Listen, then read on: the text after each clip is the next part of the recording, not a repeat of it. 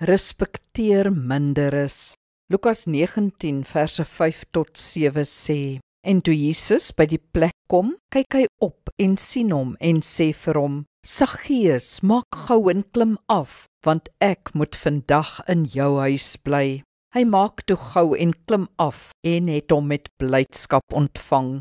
En toe almal dit sien, het hulle gemurmureer en gesê, hy het by 'n sondige man tuis gegaan.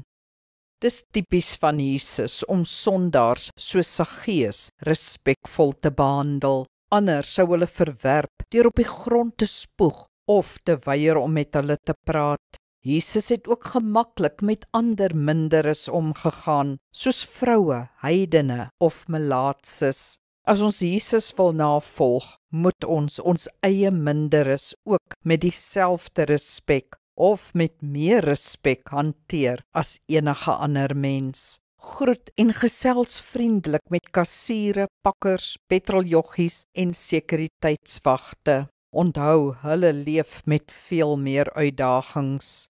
Hou ook radikaal op om te dink dat jy jou hoër status op 'n manier verdien het. Dis nie net harde werk wat jou daar gebring het, nie. Vele ander werk die hele dag deur hard, maar verdien veel minder. Jou agtergrond, opvoeding en geleenthede het ook tot jou sukses bygedra. En verder was dit suiwer genade. Moet dus nie hoofvaardig wees nie, wees dankbaar en respekvol. Kom ons bid saam. Here Jesus, dankie vir u voorbeeld van liefde en respek. Help my om in u voetspore te volg, deur diegene onder my in die samelewing versigtig en respekvol te behandel. Ek weet ek staan in genade, Here, en die minste wat ek teenoor ander kan doen, is om aan hulle liefde te bewys. Amen. Die Here seën jou.